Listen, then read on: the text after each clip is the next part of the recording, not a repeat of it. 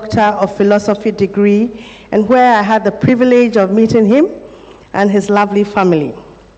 His doctoral research focused on the Pentecostal movement in Ghana, which is a subject that has since become a cornerstone of his academic endeavors. Reverend Professor Asamoah Gyedu has served as a lecturer and professor at various esteemed institutions, including the University of Birmingham, the Akrofi Christola Institute of Theology, Mission and Culture, and the Trinity Theological Seminary in Ghana. He has also served as a visiting scholar to several seminaries and universities across the world. He's also a member of the Luzon Theology Working Group and a fellow of the Ghana Academy of Arts and Sciences. Reverend Professor Asamoah Gyedu's scholarly work has garnered international recognition, contributing significantly to the understanding of Pentecostalism, African theology, and religious pluralism, and I'll dare say also religion and media. I have used his text in my classes many a time, so I owe him. He's also, amongst his many groundbreaking works, is a text titled Then Independent Indigenous Pentecostalism in Ghana, which has become a seminal text in the study of African Pentecostalism. So, Reverend Professor Friend Asamoah Gyedu, your audience, I introduce to you the chair.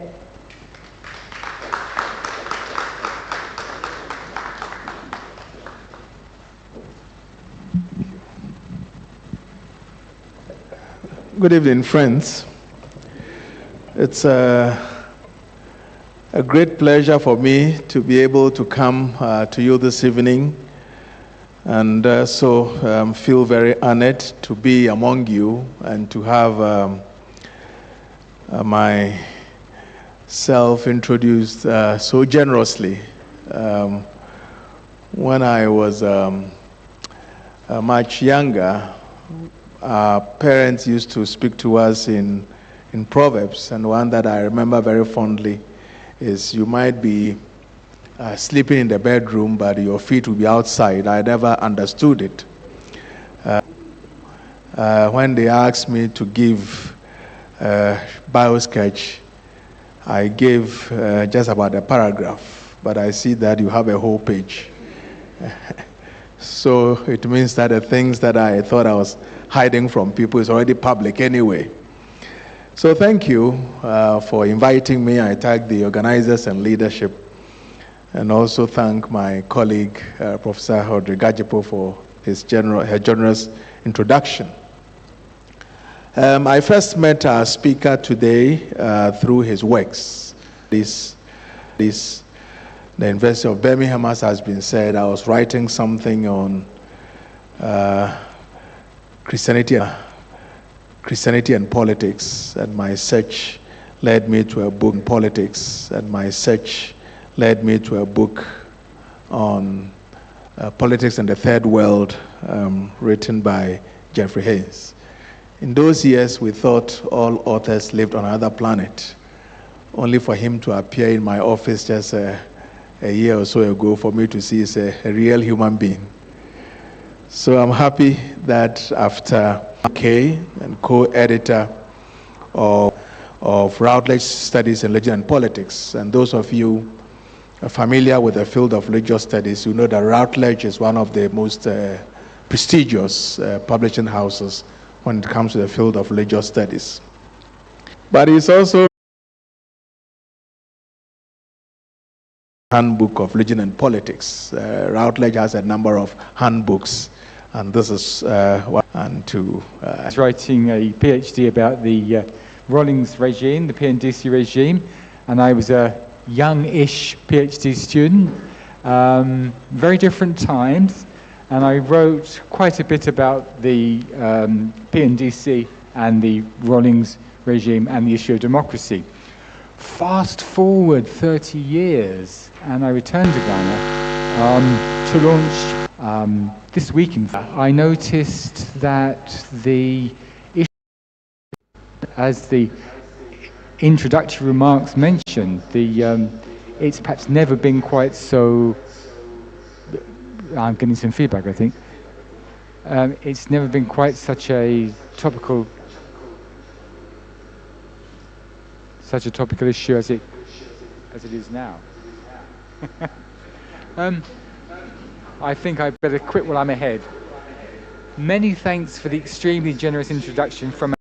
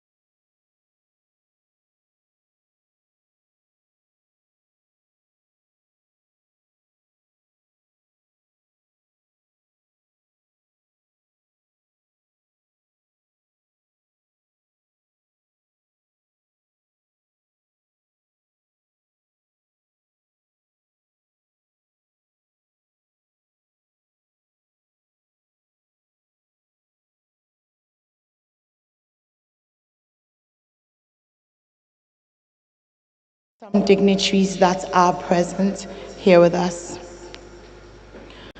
So we have the former Chief Justice, Justice Georgina Wood. Hello. And then we have Sheikh Arimeyao Shaibu, who is the spokesperson of the Chief Imam, also joining us here tonight. We have some Wolome in our midst as well. We have Nise Obuade, who is a priestess, and Numo Awi Wulomo, who is a priest. Thank you so much for joining us. We also have the former Foreign Affairs Minister and Ghana's rep to the United Nations, and of course, former Wesley girl, just like me. So, Honorable Hannah Tete joining us tonight. We also have the Executive Director for GII, Mary Ada, joining us. We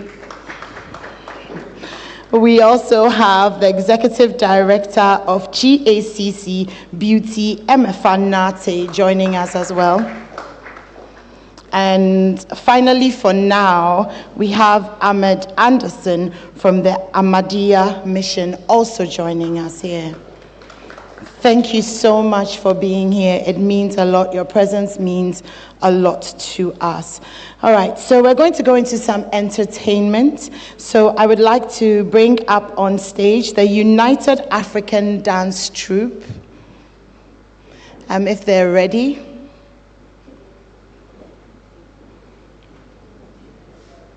Okay, they're ready, but they're coming.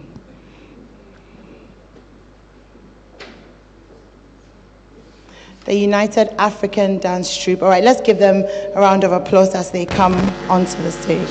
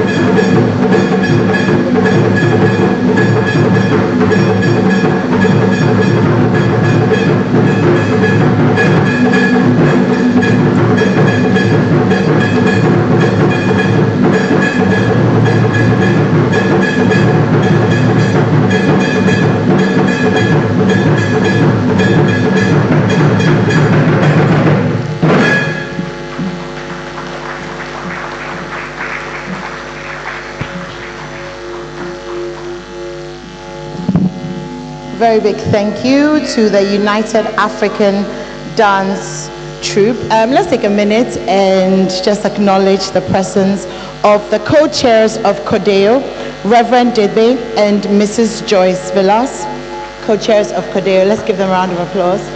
Thank you so much for being here. Also, we have Professor Akosua Adumako Ampofo from the University of Ghana. Thank you, Prof, for being here. From KPMG, we have Michael Molinar. Thank you for being here. Where are you? Want to give us a wave? Oh, there you are. Okay. KPMG are our partners, so once again, a very big thank you to them. We'd like to warmly welcome you. We really are grateful that you're here. We will be live on some radio stations from 7 o'clock as the lecture begins. And like I said earlier, I'm sure you're aware, the theme for this year is Religion and Liberal Democracy in the Fourth Republic. So just leading up to, another acknowledgement. Reverend Cyril Fayose is here from the Christian Council. Reverend, where are you? Thank you so much for being here. Thank you so much for being here. Well, leading up to the lecture, we're going to have another performance, a spoken word performance by Miss Apioko Ashong Abe. So she's coming up next.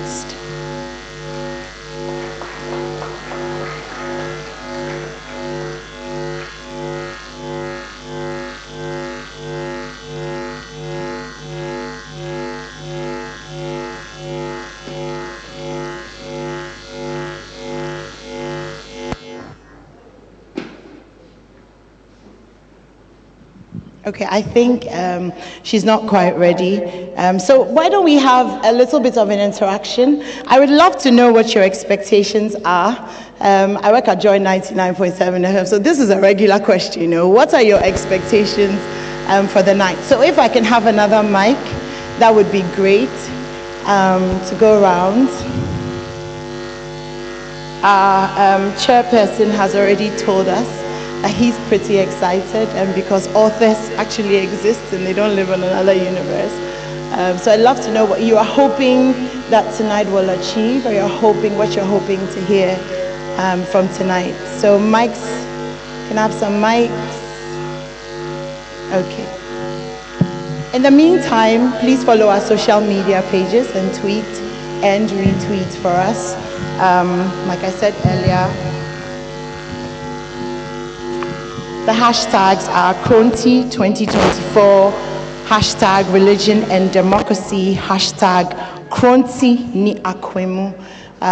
It's important that we make our mark social media-wise. That's where the world is moving forward. Okay, so I have a mic. Anyone want to share your expectations from tonight? Or if you have any questions that you're hoping will be answered, perhaps our esteemed professor might, add it to his lecture in case he wasn't going to talk about it. Anyone? So if you don't volunteer, then I'll be forced to put you on the spot. So somebody? Okay, why don't we get Dr. Asante to start? Yeah, right? Can we have a round of applause for Dr. Kojo Pumpuni Asante?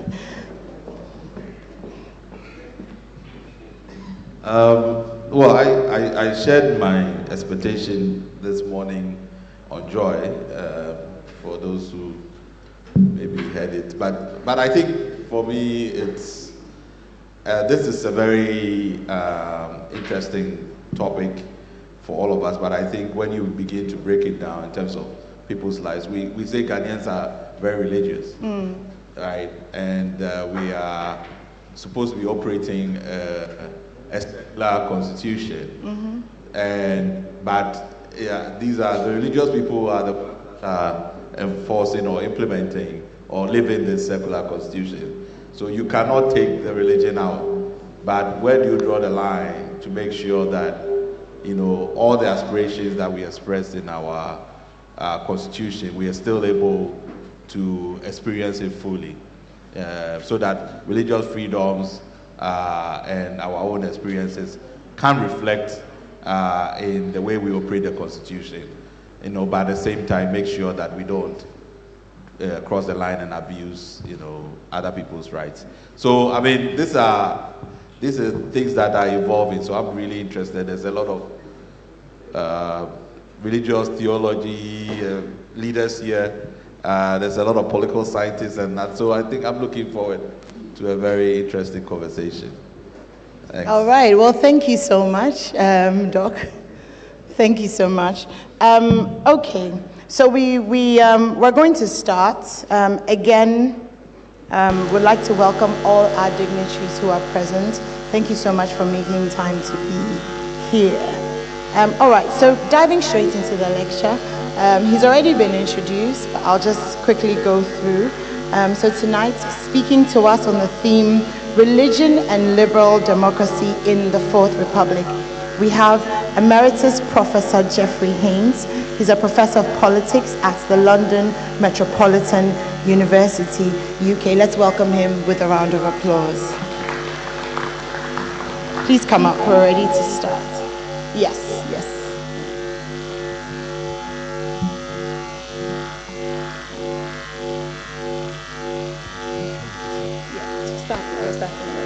Oh, sorry, let me just go.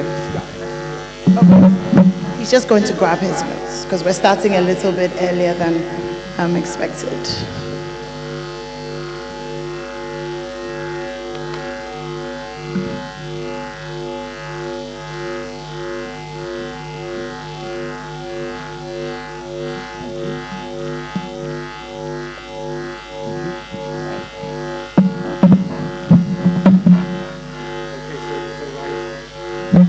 To juggle my notes on a small table, and if they fall on the floor it will delay things, so I hope they don't fall on the floor, so bear with me just a second while I sort myself out.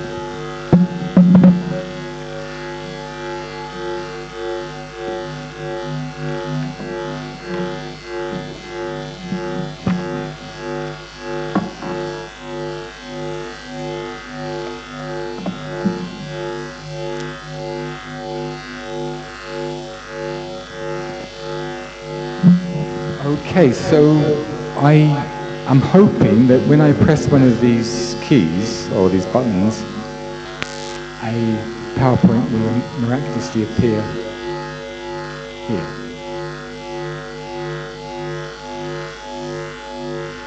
Is it possible to put the first PowerPoint?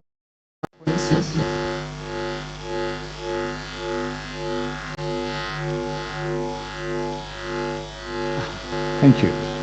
I always like to use PowerPoint because it gives people something to look at other than myself. And when you've looked at me for a few minutes, you'll want to look at other things. So let me just make that clear.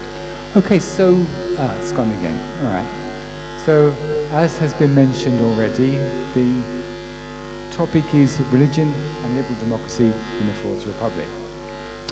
And I want to start really by acknowledging that Ghana is one of the few countries in Africa where religion has played a constructive role in nation building, where religion has been a force for good, and where religion has been a source of inter-societal harmony.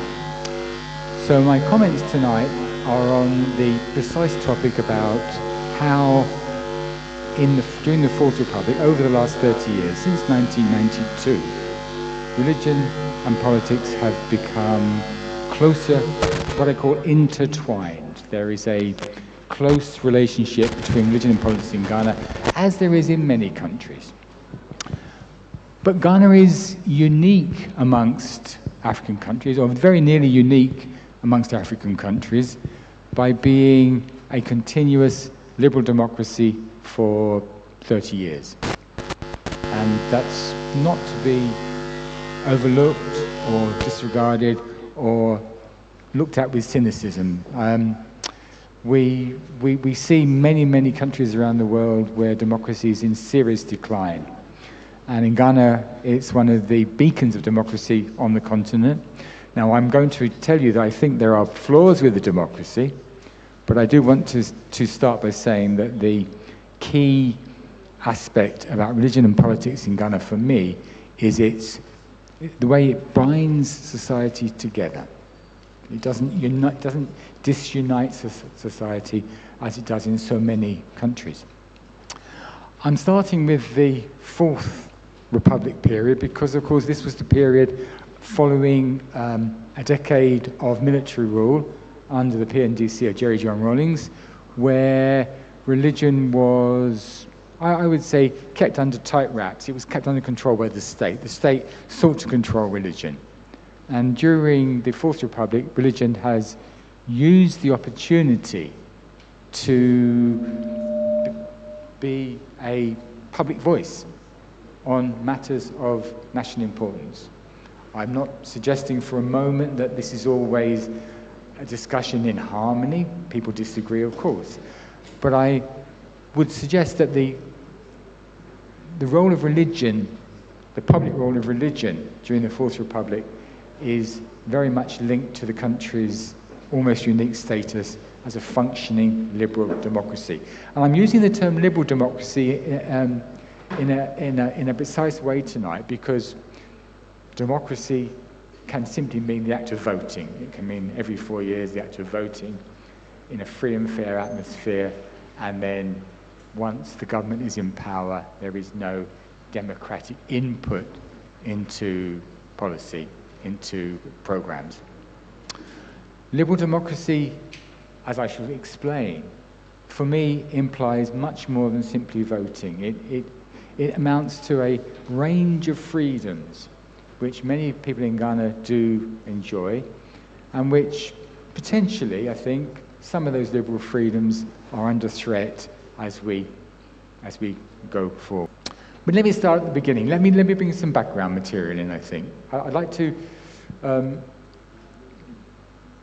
mention that Ghana has been a country ever since independence in 1957 where religion and politics have had a close relationship.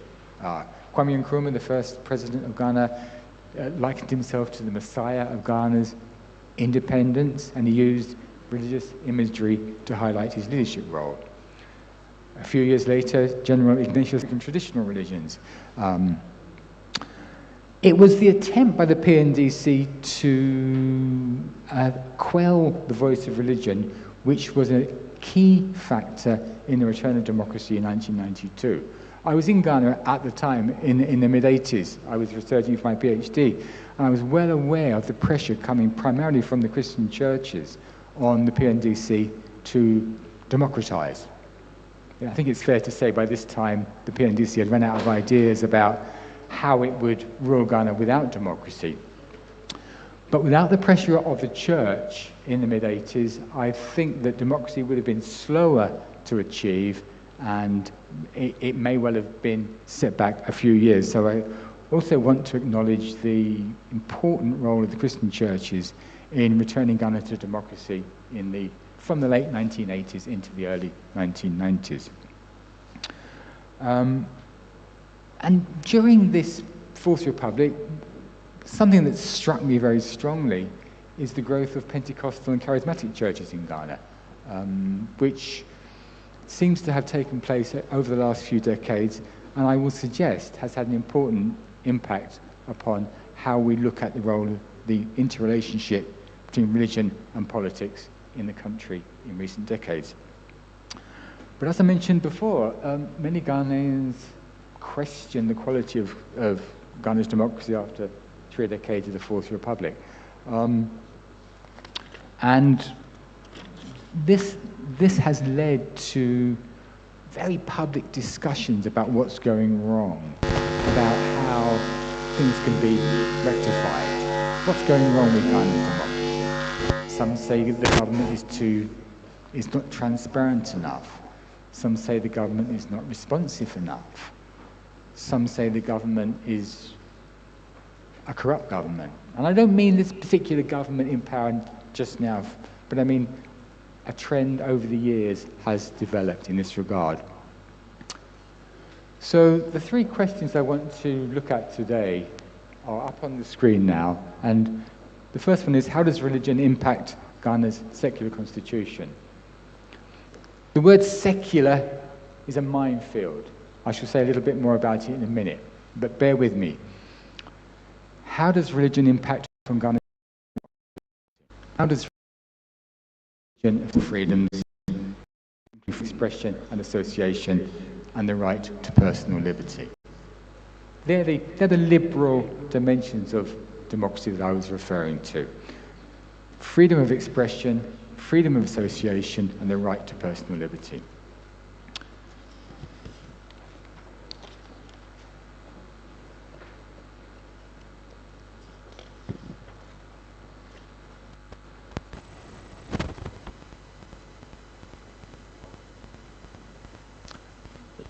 The screen is highlighting and summarizing some of the changes in Ghana from the 1990s. And I'm starting with the premise that the religious landscape has significantly changed during the Fourth Republic. During this time, there's been strong, consistent growth of Pentecostal and charismatic churches. Initially, the churches were rather politically quietist, seeking to build the numbers of followers rather than engaging in politics.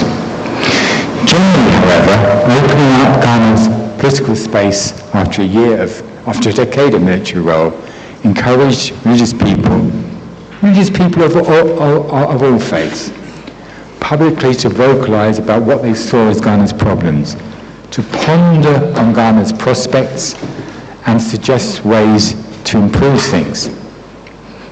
Religion became a key factor in civil society, is the point I'm making there.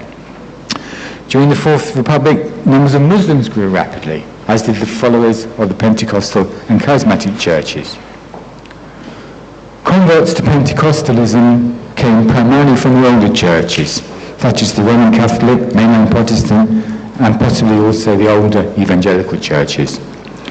While the profound religious democratic shifts that took place in many African states, including Ghana, in the post-Cold War period remain under studies, the evidence suggests that they were linked to the reintroduction of multi-party politics. So it's the growth of Pentecostal churches, a growth in the numbers of Muslims in particular in Ghana, is linked to the dimensions of multi-party democracy. The late Dr. Akwamu Lecture, Christian theologian and founder of the Akwafi Christella Institute for Theology, Mission and Culture, noted the central role of Christian leaders and organizations in Ghana's democratization. For Dr. Lecture, this was characteristic of a new public theology, contesting the then existing tendency to vest political power with sacred authority. Recounting the election in 2000 of a Democratic challenger to succeed the then President Joe John Rawlings, Dr. Bediako regarded the new public theology as having a central role in encouraging Ghana's political culture to advance in a genuinely democratic direction. Moving the gravitational centre of Christianity in Ghana from the historic mission churches to the Pentecostal charismatic churches increased the latter's public prominence while catching the media's attention.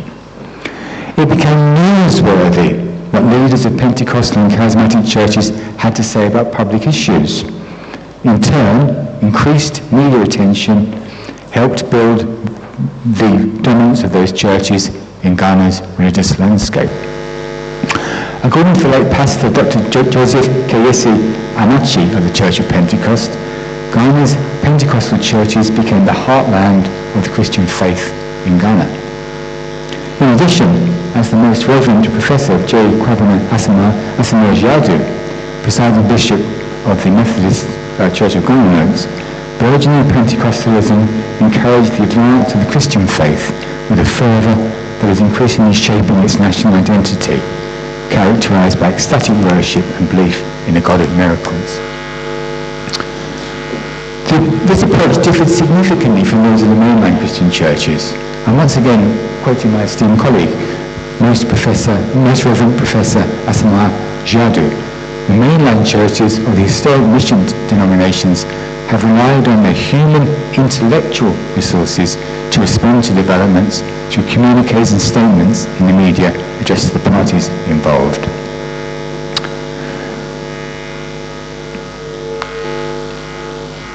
So between 1960 and 2021, according to the 2021 census, the percentage of Christians in Ghana grew from 44% to 71%. So that's a massive increase in the numbers of Christians.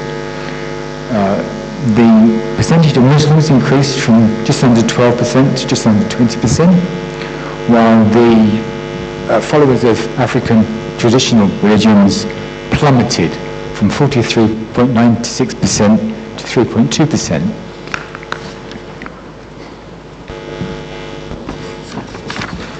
.5% of Ghanaians follow other religions, such as Hindus, and there is a mere 1.1% of Ghanaians who have no faith. They are known in the American parlance as religious nuns, N-O-N-E-S.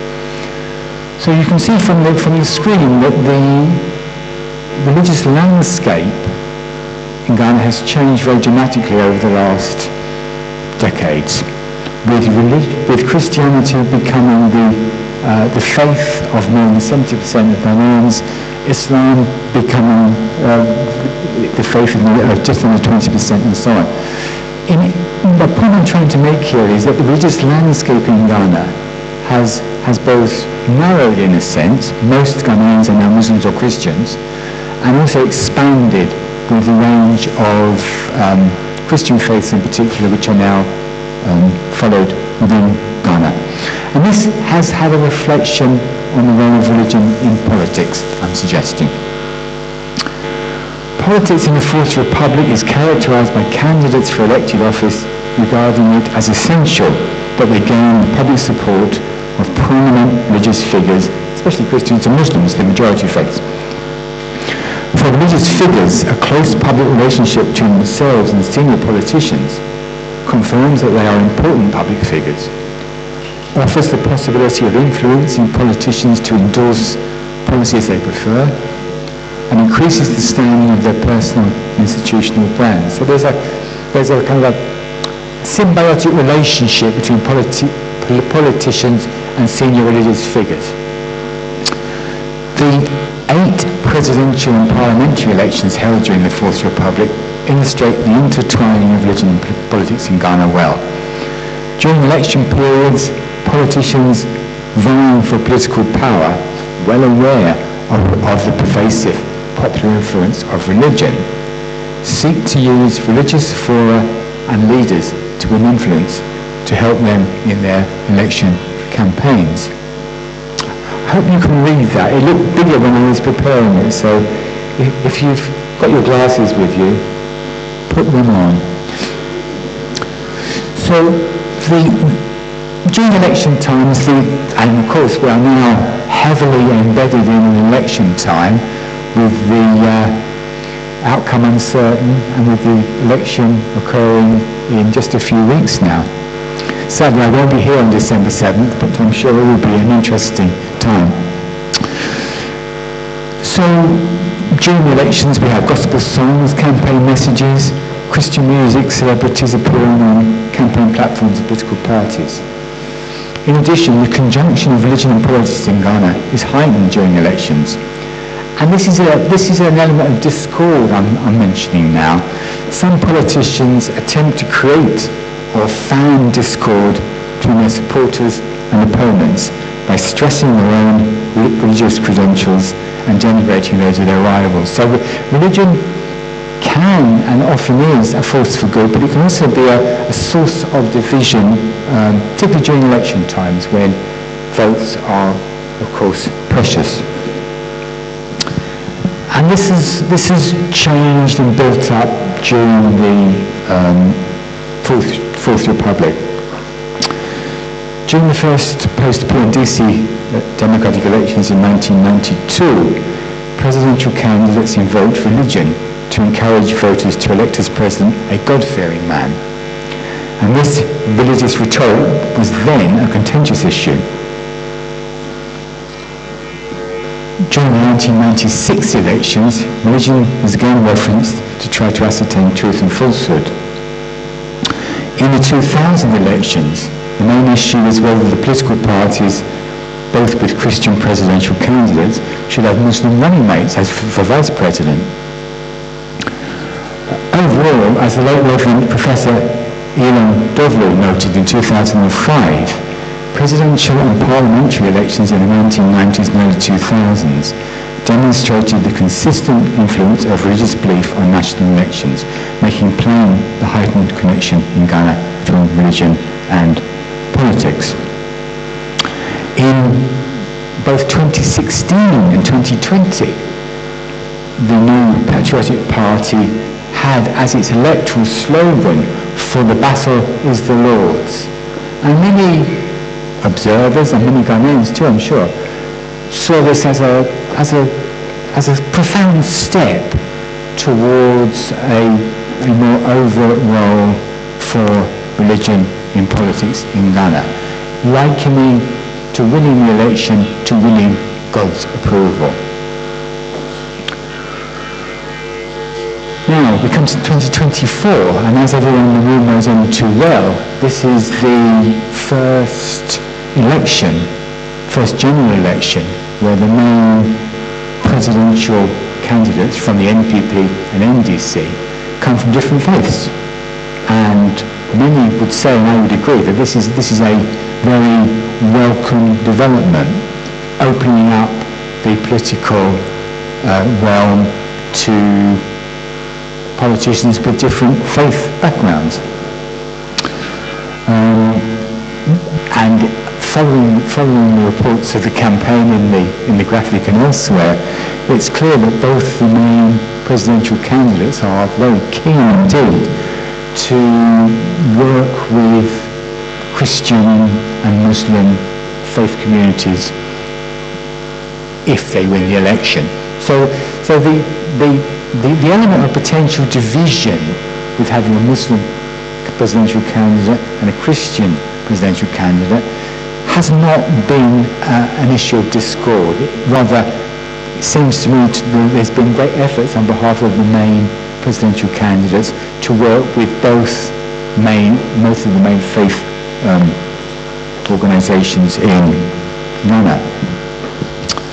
So much for elections. It's clear, I think, that the period of the Fourth Republic has been one where religion and politics have been closely linked, partly due to the opening up of the political realm as a natural component of democratization, partly as a result of the desire of many Ghanaians to see beneficial change, and perhaps looking to their faith leaders to be in the forefront of those demands for change. And overall, I would say that the role of religion in Ghana's elections over the years has been broadly a positive one. Well, there is another dimension to this to some extent. I don't want to suggest that what I see is the gradual increase in the role of religion in politics as being uncontroversial, unproblematic for some. I'm researching for a book on religion and politics in Ghana now, and I've come across Ghanaian academics who claim that the government is now under the control of Christians. Christians have become a major political force in the current government, and this is something which, for some people, begins to undermine the secular nature of Ghana's democracy. By the way, when I say secular, I'm not meaning to imply a lack of religion or a lack of importance for religion. I'm using the term secular in the sense that all religions are treated equally, that no religion is favoured over others. So there's several ways of defining the word secular. For some people it can mean an absence of religion. Another sense, the sense that I'm using it tonight, is that secularity implies no favoritism for one religion over another. So it begs the question for some critics that the gradual, or the perceived gradual growth in significance of Christianity in politics is something which may challenge Ghana's secular position. That is, where no religion is favoured over any other. Recently, Akwamu Lecture, an Accra-based lawyer, claimed that in Ghana today, constitutional law is challenged by biblical law. This was only in a graphic article, it wasn't in great detail, but it struck me that it was indicative of how some people now perceive the relationship between religion and politics in Ghana. The Church of Pentecost, Ghana's largest church with nearly 4 million followers, seeks quite legitimately, consistently to influence politics and policy making in various ways. Frequent lobbying with members of government and parliamentarians, a high-profile annual event, the National Politicians Conference, brings together politicians from Ghana's major political parties, as well as faith-based civil society organisations. The purpose of the conference is to promote what the Church of Pentecost perceives as fundamental Christian values, derived from the Word of God as presented in the Bible, in all sectors of national life, including government, education and business. The NPP's General Secretary, Lawyer Justin Kodwo-Frimpong, commented in relation to the 2023 National Politicians Conference, "This is a godly conference, and we will not turn our back on God. We support the National Politicians Conference, and we shall fully come on board." Rhetorically, I think that's a perfectly acceptable approach to take, to seek to, if you like, immerse politics with Christian values, to make politics more moral, to make politics to have more integrity. The question, however, could be, how would this operate in practice? How do you install Christian values in a government other than by imposition of those values. And this leads me to the issue of liberal democracy. I am writing a book on religion and politics in Ghana, and I should add that an earlier book of mine, a previous book of mine, published in 2021, was looking at the role of religion and politics in the USA, and particularly during the first administration of Donald Trump.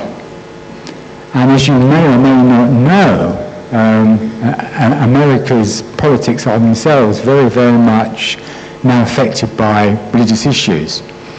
And one of the ways in which the United States has changed over time has been to have a greater role for Christianity in politics. And just coincidentally, both the USA and Ghana have the same percentage of Christians in their country, so around 70% in each. So I'm researching into religion and politics in Ghana.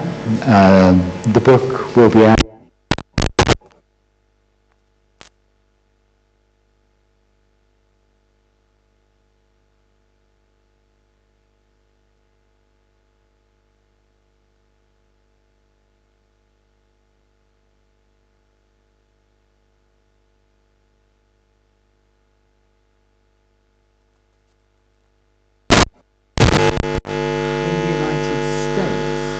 Christian nationalism is regarded by many as a malign influence.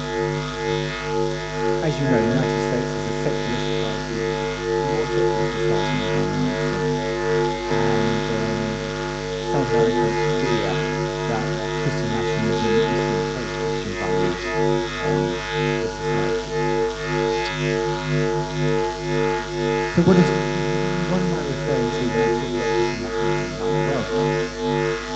I don't think everyone in the audience will be familiar.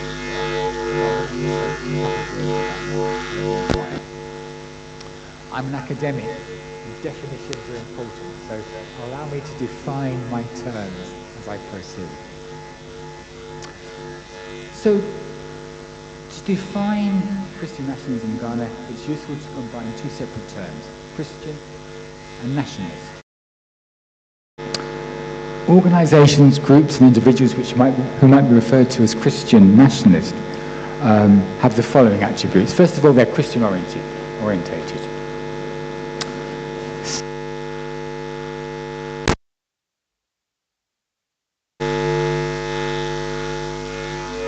It's important for Christian nationalists including in relation to social morals and values, and to pursue these under private authority and guidance of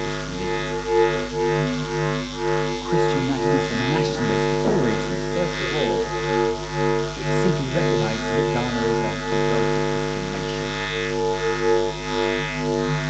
Secondly, there's an element of nationalism which regards disapproval from Western governments, such as that of the USA, certainly that of the USA, Western advocacy groups, such as Amnesty International, financial institutions such as the World Bank, in relation to, for example, the proposed anti-gay law, as an example of neo-colonialism, which they believe is against Ghana's national interest. That is, Ghana's Christian nationalists strongly defend Ghana's national integrity, asserting that the country has no need of external advice in choosing its national trajectory. Finally, because many Ghanaian Christians regard Christianity in the West as being perverted or corrupted by Western culture, many may regard Christian nationalists as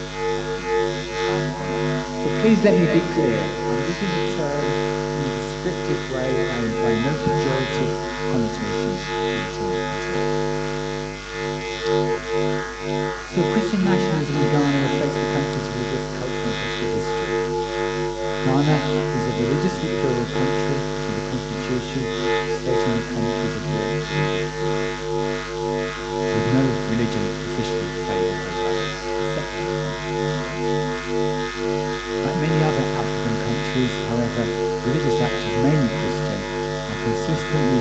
politically engaged in Ghana, and there is considerable overlap in religious history as well.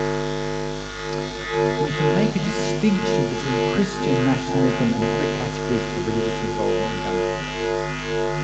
First, it is important to distinguish between Christian nationalism and Ghanaian civil religion.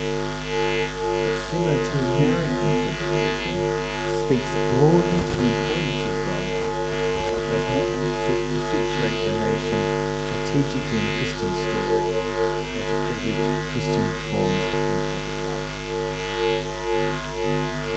Second, we can make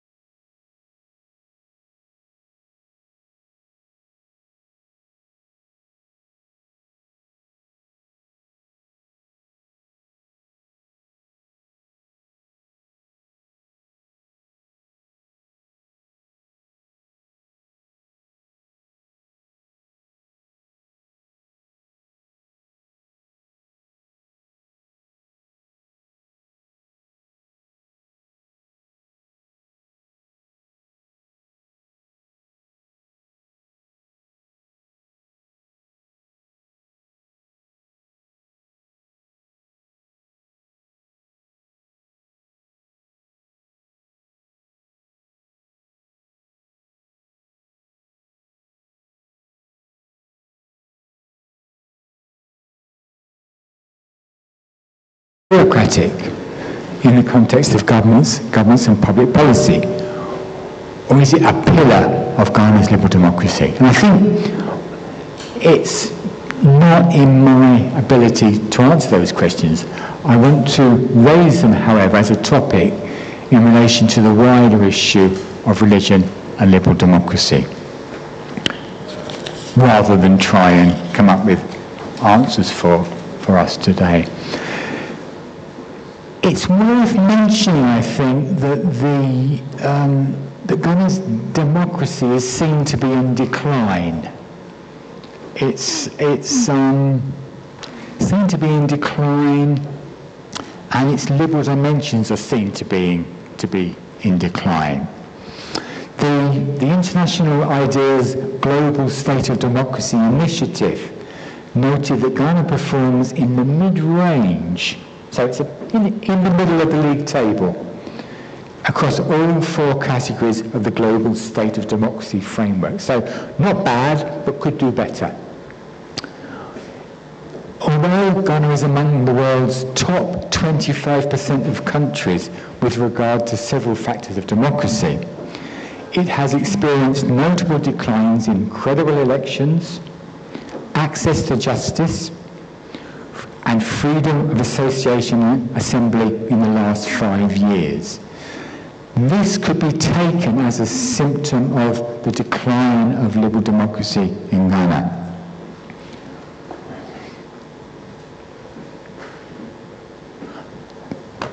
I mentioned to you I like definitions, so here's another one. I see liberal democracy as having 6 categories. I mean, you can find myriad books, articles, comments, opinions about what liberal democracy is. So this is just a list which might find a consensus among some. First thing, elections between or among multiple distinct political parties. Separation of powers into different arms of government. Rule of law in everyday life as part of an open society. A market economy with private property. Universal suffrage. And equal protection for all citizens of human rights, civil liberties, civil rights and political freedoms. So how does Ghana measure on the indicators of liberal democracy? Well, it's regarded generally as a shining beacon of democracy in the region. And I think it should be. Ghana has held 8 and now coming 9 elections. There's been periodic political violence, but nothing has profoundly shaken the system. So in that regard, it's a major success, and I want to really acknowledge that. International observers, however, such as the Varieties of Democracy Institute, based at the University of Gothenburg in Sweden, categorized Ghana as a liberal democracy between 2003 and 2014, as an electoral democracy in 2015, between 2015 and 2023. An electoral democracy, by the way, is what I've referred to as a democracy without the liberal dimension. Free and fair elections and so on, but some of the liberal dimensions are undermined. And then most recently, and this is interesting, VDEM saw Ghana as an autocratizer. It's a terrible word, an autocratizer. Well, what that is an incumbent regime which manages to bypass or weaken democratic institutional constraints such as an impartial administration, vertical and horizontal accountability, as well as free and open media. This may apply both to an autocratizer as legal rise to power and autocratizing behavior in office. Now that's just for 1 year. This is not a trend yet, but the trend is clear. A decade of liberal democracy, nearly a decade of electoral democracy, and now in the view of VDEM, the institute from Sweden, Ghana is becoming a country with fewer and fewer liberal democratic credentials.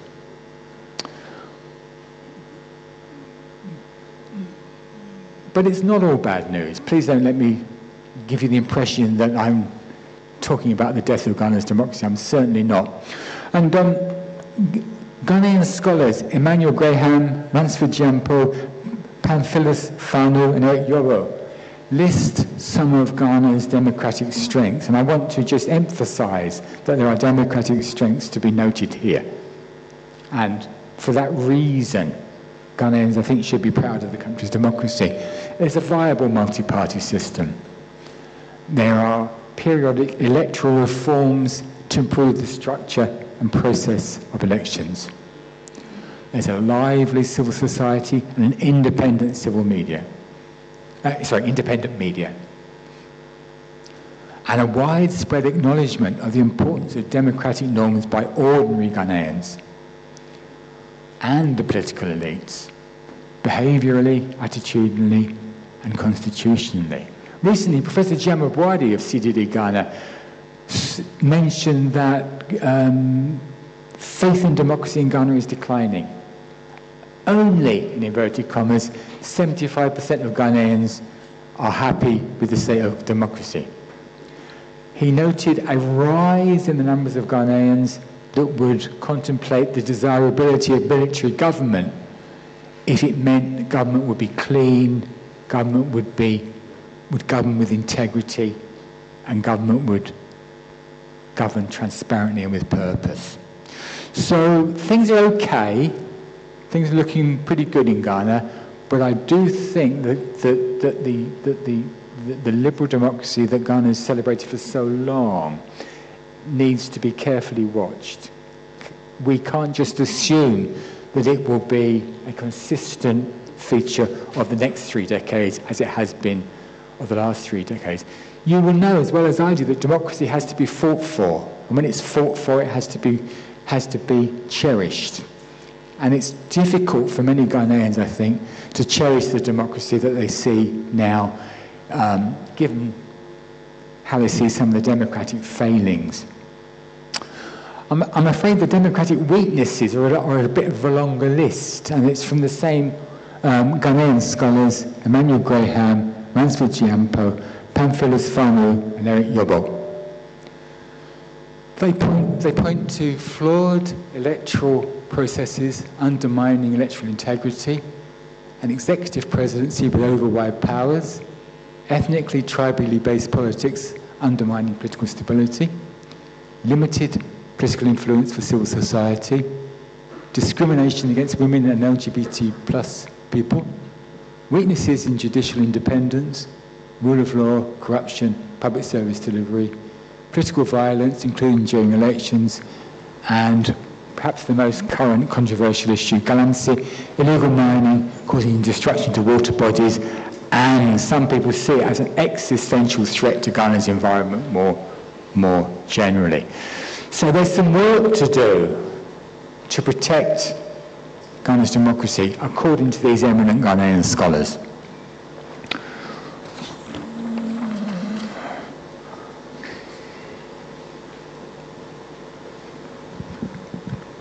Okay, so I see that I'm taking up enough of your time, and I'm going to fast forward a little bit to some of the closing points I want to make, because I would like us to have a discussion about some of these issues that I've been raising. I subscribe to the Daily Graphic, so even when I'm in the UK, I still read the Graphic regularly, obsessively, and I write columns in the Graphic, so that's all good. So how's Ghana's liberal democracy doing? Well, writing recently in the Graphic, a couple of weeks ago, George Bernard-Shaw, a Ghana-based lawyer, referred to Ghana as a hot cauldron of human rights issues. And he pointed to freedom of expression problems, freedom of association problems, and the right to personal liberty problems. Reporters Without Borders reported in regard to freedom of expression that Ghana fell from 30th to 60th in the world in 2022. in the 2022 Worldwide Press Freedom Index, quite a serious decline. And I think that if we were to characterize a healthy liberal democracy, it would be one where freedom of expression comes very high up the agenda. That may be under threat in Ghana now. George Bernard Shaw was referring explicitly to the recent protests by Democracy Hub, and drawing attention to the effects of calamity and calling on the government to act swiftly and to ban calamity. But Democracy Hub's recent protest was one in a series of protests that have affected Ghana in recent years. Protests, of course, can't take the place of democracy, but protests are a vital element of democracy. And the right to engage in protests is guaranteed in international human rights treaties that Ghana has signed, and also in most modern constitutions, including that of Ghana. Protests are an important avenue for citizens to register their concerns on important national issues, and it also assists government engaging in the collective mood of the citizenry relative to its performance or policies. In other words, preventing protests or undermining the legality and legitimacy of protests is a step on the road to autocratization. Protests bring public attention to an issue or problem, but they don't necessarily lead to meaningful changes. What is required, of course, is that those in power listen, they act, and they amend things. And this is where some of the democratic mechanisms in Ghana don't work very well. Now, religious organisations have been involved in anti-calamity protests too. They weren't arrested and thrown in jail, though, like some of the Democracy Hub people were. The Accra Archdiocese of the Roman Catholic Church organised a protest, the environmental prayer walk against calamity, just a month ago, October the 11th. And it was prominently portrayed in the media.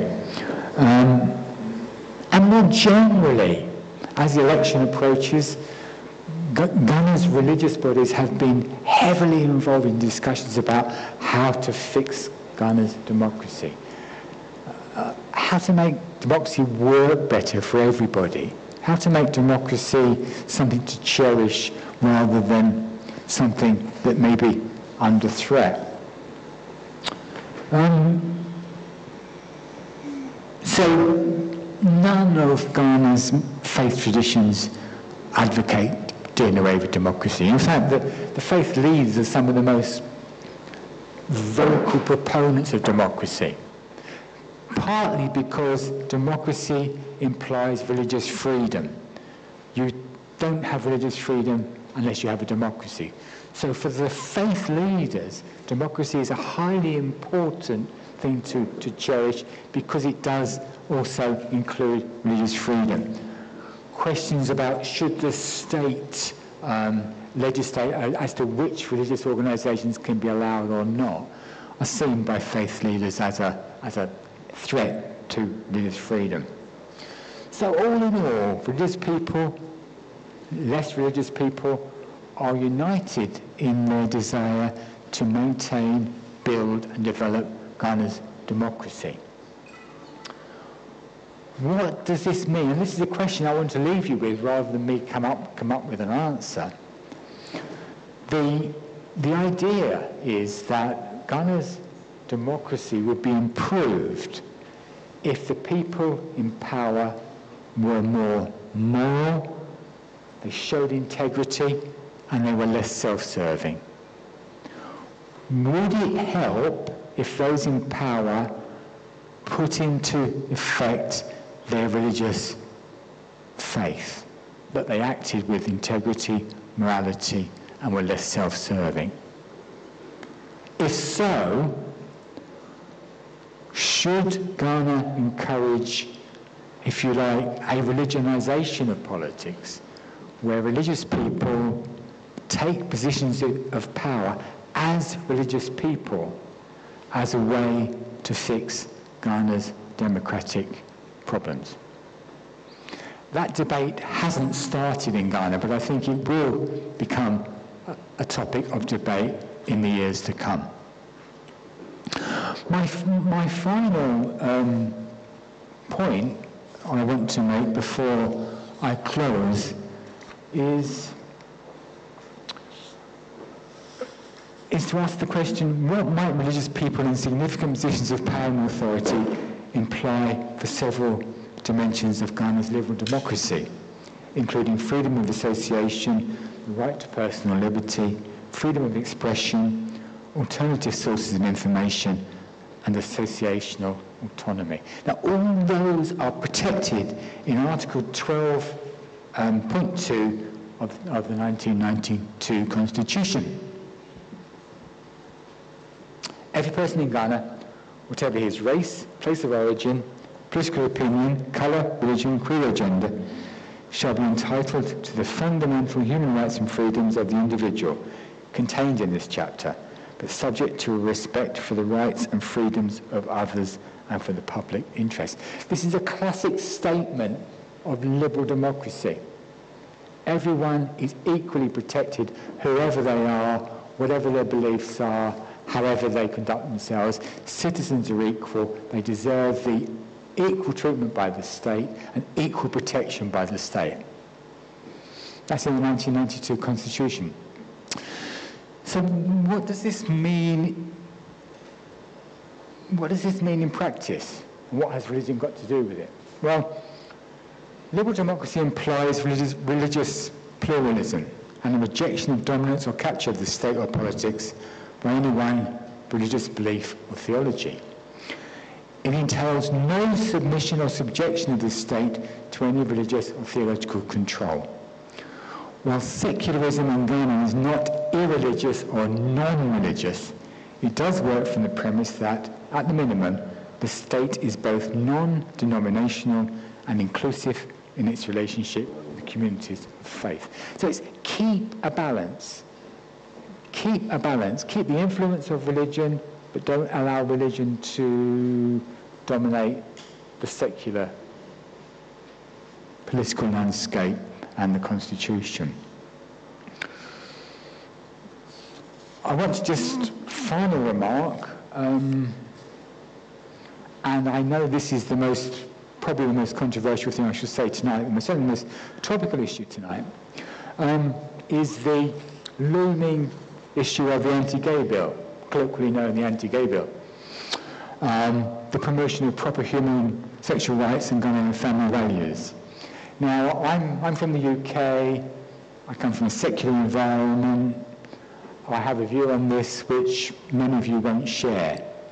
But I want to emphasise that the issue of the anti-gay bill is a direct attack on the liberal democratic rights of a minority of Ghanaians. And you may say, well, what does he know? He's from outside, he's not of African culture and so on. I agree. But Ghana has signed up to international agreements protecting all its citizens from attack by the state.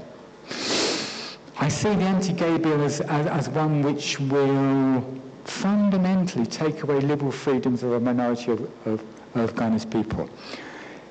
I'm not implying that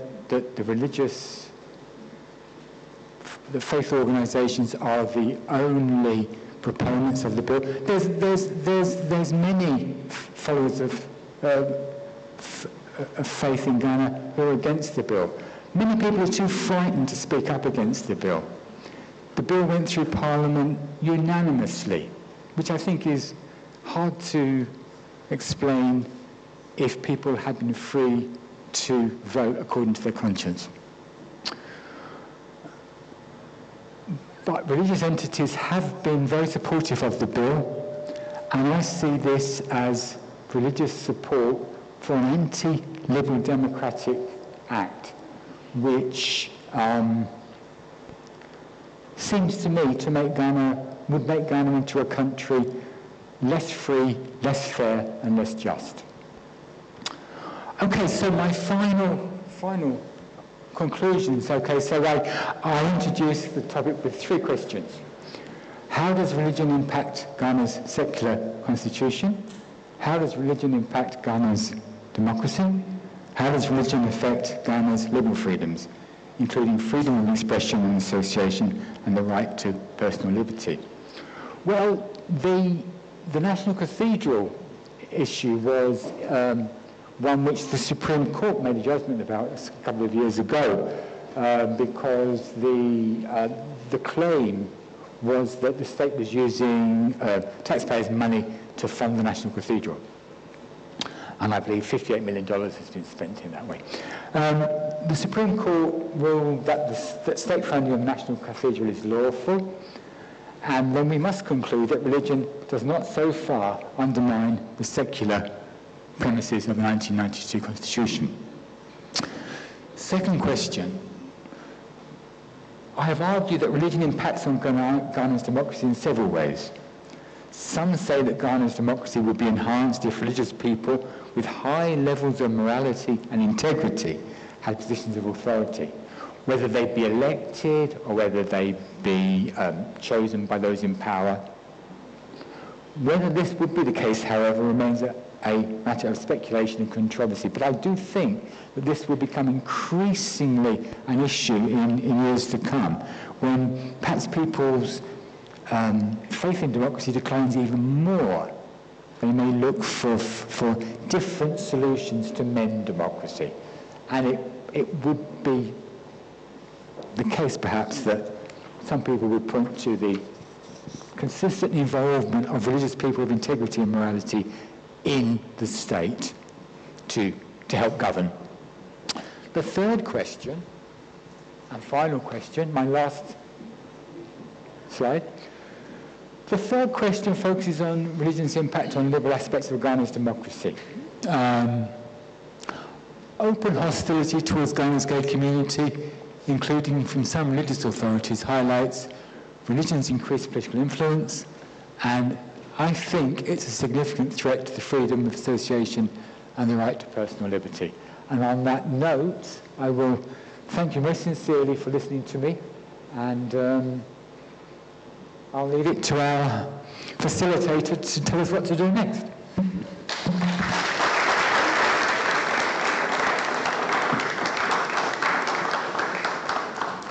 A very big thank you to Emeritus Professor Jeffrey Haynes for that. Shortly, I'll be inviting both the speaker and our chairperson to join me up on stage so that we can take your questions and maybe have a little discussion about the lecture and what we may have picked up from the findings. Before we do that, though, we're going to have a spoken word piece by Miss Apioko Ashong Abe.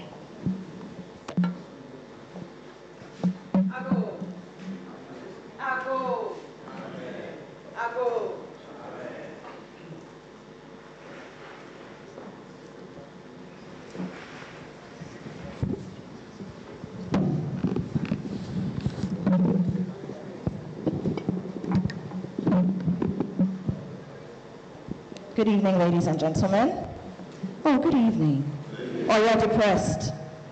I don't think that was a depressing lecture. A round of applause for the Emeritus Professor. I don't think it was depressing. But I am going to share a poem with you that I've titled Power's Prayer. Power's Prayer, Religion and Politics. And for those who don't know the response to our goal, because there will be a lot of it, it's Amen. Ago. Ago. I'm the royal town crown, the queen of my poetic woman queendom. I'm the goddess of African savannas, jungles, rivers, and oceans. I am the lioness, I am the tigress, and I am the Ghanaian mermaid. I'm the matriarch of modern poetic nations, and I am poetry incarnate. And my pen fears no sword, no man, no woman, no coward, no beast, no plague. Forget the muse, for I am the muse. At dawn, 2 paths open. One wrapped in sacred words, the other in promises of power. Both of these paths claim to lead us home. Each of these paths have a voice. The voices are convincing. The voices are hypnotizing. The voices are certain. The voices are saying, I hold the way. I am the way. I am the truth. I will save the nation, the elderly, the women, the children, and the youth. I am the way. I am the way. I am the truth. I will save the nation, the elderly, the women, the children, and the youth. A prayer rises, tender as breath. A prayer that is a plea for peace, a prayer that is asking for hands that heal, a prayer that begs for wisdom which can be used to choose the ones who will guard this fragile land. Ago. Yes, there's another call. A call as sharp, as durable, as malleable, as resistant, and as strong as steel, the voice of power. Power that is loud and audacious.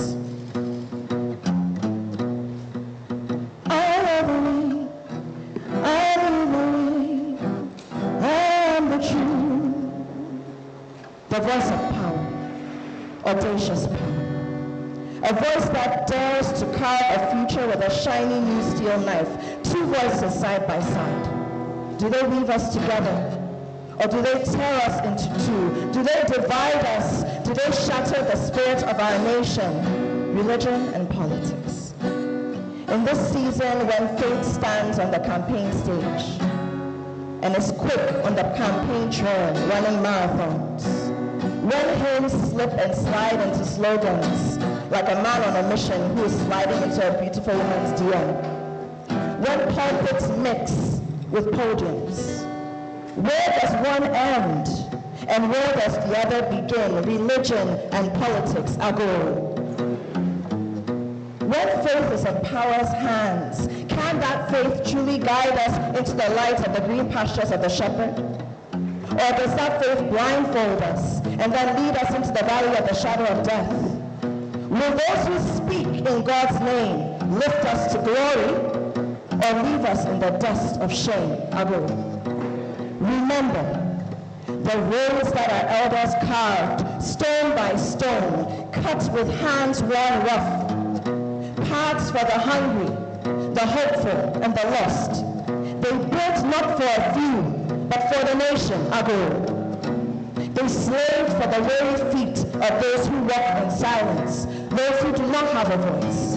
That's the democracy that we come from, Ago. And now we're watching as the lines blur. The preacher calls for the crown, and the leader clings to what is holy like a sword. When faith and power hold each other too tightly, do they raise us high to the heavens, or do they bind us down in bondage? This is the edge that we stand on, a fragile line between peace and brokenness. Who will carry the weight of us all? Who will defend the weak? And who will speak for the unseen? When power sits too closely to prayer. To those who kneel, to those who lead. To those who kneel, to those who lead. Remember, the soil, this soil that we stand on, it is scarred and it is sacred. It is red, it is gold, it is green, and it is a shining black star, a black star that has daggers that know how to fight. Ago. To those who kneel, to those who lead, remember, this soil is scarred and sacred. It cries, and its cries are unheard in the halls and chambers. This land belongs to those who plant its seeds, who sing its songs, who bear its bruises. In the name of hope, we will cast our votes. Ago. In the name of hope, we will cast our votes. And our votes will be a fierce prayer, a sacred choice for a democracy that holds us. In the name of hope, we will cast our vote. It will be a fierce prayer, a sacred choice for a democracy that holds us. In the name of hope, we will cast our vote. It will be a fierce prayer, a sacred choice for a democracy that holds us, not one that oppresses us. Our goal. And we will vote. We cry. We pray for good governance that answers the call of those who do not have a voice. We hope, we pray, and we will vote for good governance that answers the call of those that do not have a voice, and not for prayers that just sit next to power and say nothing when we suffer. My name is Apia Kosana Sean Abbey. Thank you.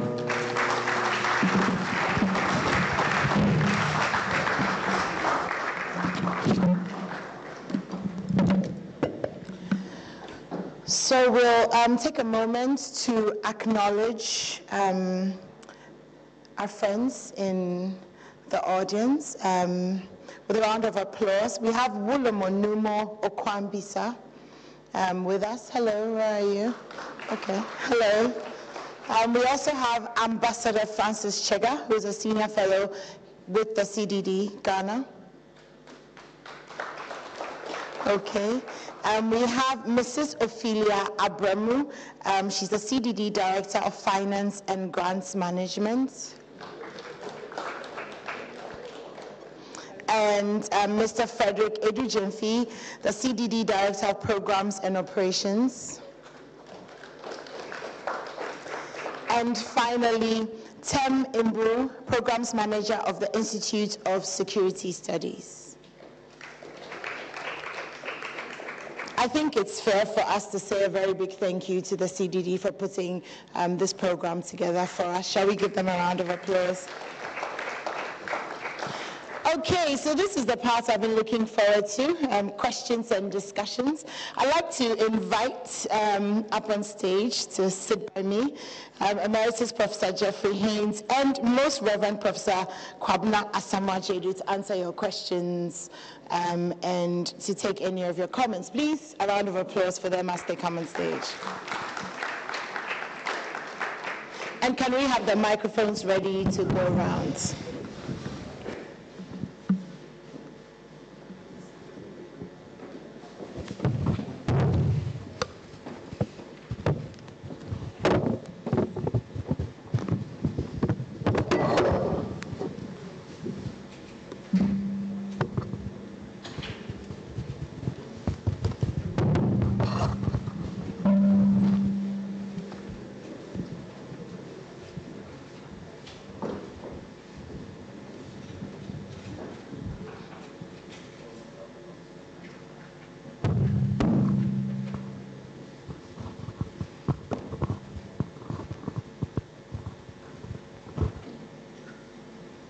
Okay, we're good to go. So the floor is yours. We'll welcome any questions that you have on the back of the lecture, and also just generally, if you have any concerns about, religion, politics, the elections, what we can do, what we shouldn't do, what we should hope for, what we shouldn't hope for. So yeah, floor is opened. Anyone with questions? All question and answer sessions start like this, like nobody wants to go first. And then like 15 minutes into it, when there's 5 minutes left and there's so many hands up. So let's try to avoid that. Please do speak up if you have some questions. I think, okay, yeah. Dr. Kuja has a question, if we can get him a mic, please.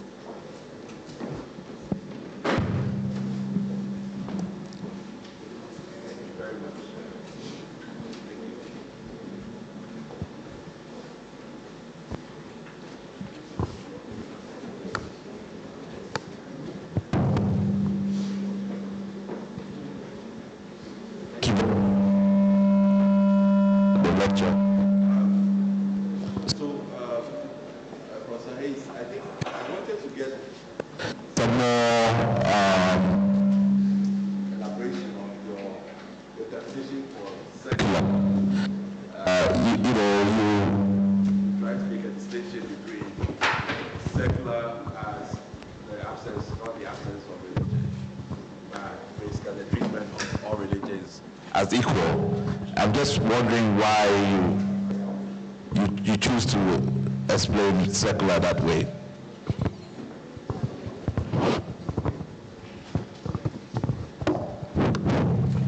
So there was a bit of feedback then, Kojo. You're asking me to say a bit more about my use of the term secular. Okay. Well, as I mentioned in the lecture, secular is a word which implies different things to different people. To some people, it implies the absence of religion, the removal of religion from the lexicon. I use it in the sense that for example, the Constitution of India, which dates from 1947, uses it, secular to mean equal treatment of all religious faiths by the state. And it's particularly poignant in India, as I think it is in Ghana, because India is, like Ghana, a country of religious pluralism, with a majority faith Hinduism and a minority faith Islam, which some might suggest there needs to be a balance from the state, because it's quite likely that a majority religion would be favoured by the state and a minority religion would not be favoured by the state. So the secular element of India's constitution, and I'm suggesting of Ghana's also, is that secular means equal treatment of all religions and those with no religion too. In other words, religion doesn't become a factor in the state's governance. Everyone is equal regardless of religion or their lack of religion. All right, does that answer it for you?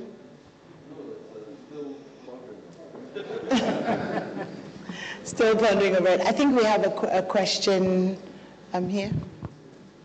Microphone, please. Thank you very much for the opportunity. Distinguished lecturer, in your presentation, if I heard well, you were talking about the anti-gay bill and its promulgation or acceptance being or having a negative impact on free, what do you call it, liberal democracy. I don't know whether it is your personal view or is it that you believe that in our society that is what will affect the nature of our democracy. And again, I want the chairman's view, whether it is something that chair subscribe to. I mean, that kind of view you share with us. Thank you very much for the opportunity. Thank you. Yes, it's my personal view, but it's also a view which emerges from Ghana's adhesion to international agreements.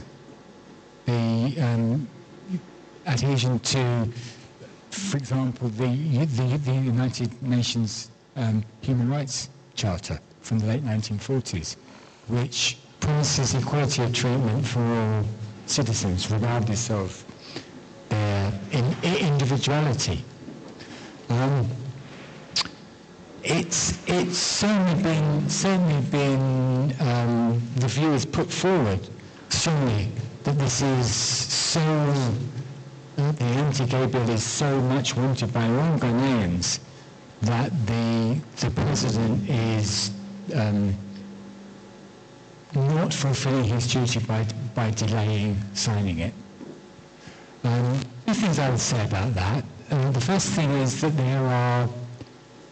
there's very important dimension about private members' bills, which is being challenged currently in the Supreme Court, which is that it should not, a law emanating from a private members' bill should not a financial burden on the state. Now, the implications of the anti-gay bill are that there would be considerable financial implications for the state in policing the bill, in taking those found guilty to court, to locking them up, to keeping them alive whilst they're in prison and so on. So legally, it's not at all clear to me, and certainly not to the Supreme Court so far, that this is a legal bill. The second dimension is that there's been very little in the way of public opinion surveys about this.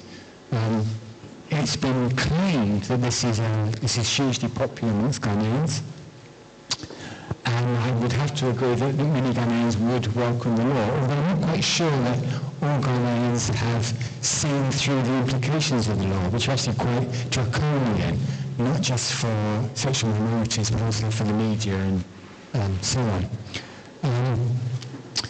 The one poll I have seen, which came a few months ago from Global Analytics, implied overall in the country something like 60 to 65% of Ghanaians are in favour of the bill. And there's, I think, 2 regions where there was a majority not in favour of the bill.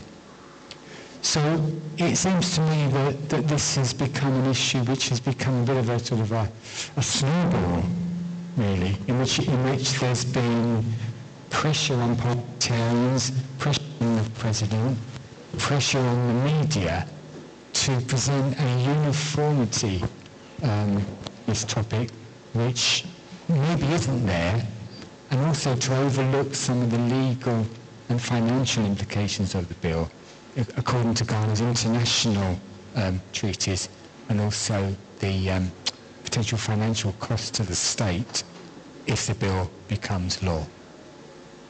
So I don't know if that answers your question. I think he wanted to hear from you as well. We have religion also having an influence in democracy. So that's why I was situating well, I was suggesting that the anti-gay bill is a very significant attack on Ghana's liberal freedoms. And it may be that this is a small section of society that many Ghanaians do not favour, do not find appropriate. But the whole point about a democracy, and about a liberal democracy, is that all citizens are protected regardless of their personal and group characteristics. So to single out one group seems to me to be a significant reduction, if the bill goes ahead, of Ghana's liberal democratic credentials.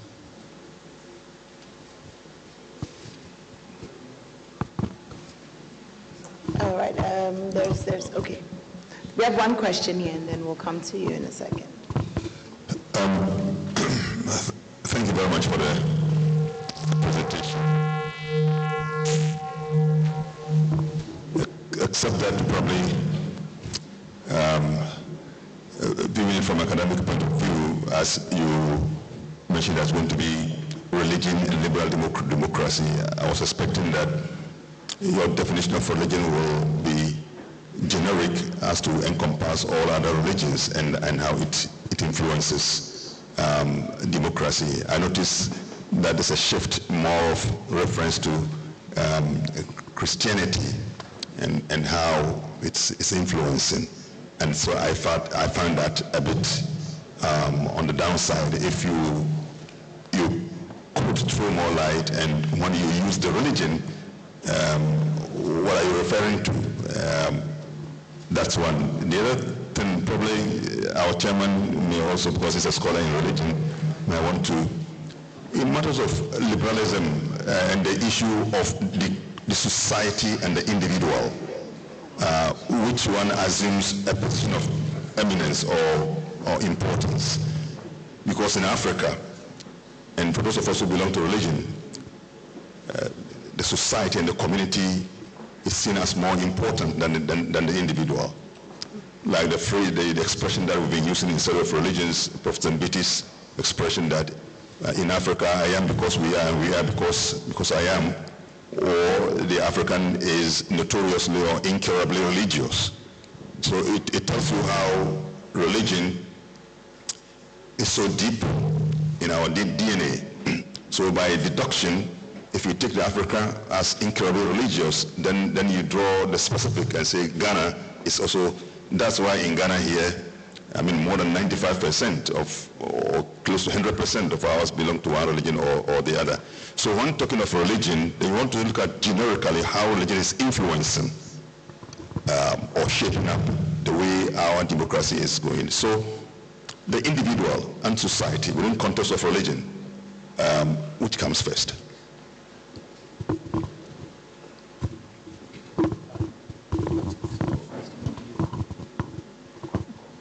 Thank you very much. What I want to know very clearly, our late Professor Sheikh Ibrahim said, Adinu lillah wal watan li jami'. Meaning religion belongs to Allah, God, and the nation belongs to all. So I want to add my voice to know what is religion. We started doing this program without even asking the Almighty Allah to guide us. So where did we put the religion? Thank you. All right, then let's give Prof a second to answer the questions, and then we'll take some more questions. So. I think you were asking, the last question you were asking me to define religion. Is that right? I often get asked this question, and I always refuse to try and define religion because I'm a political scientist, not a theologian. And all I would say really is that and as Sheikh said, Ghanaians are, and Africans actually, are notoriously religious, as John Mbiti said in 1975, which is fine. Lots of societies are notoriously religious, but it doesn't necessarily imply that there is a uniform role in a democracy for religious actors. And this in many ways is the point I'm trying to make with the talk tonight, that if you like, the boundaries, the line dividing religion and politics is unclear. And if people are notoriously religious, and I certainly take the point that a huge majority of Ghanaians follow a religious faith, then religion is an important component of society, of life, and of politics.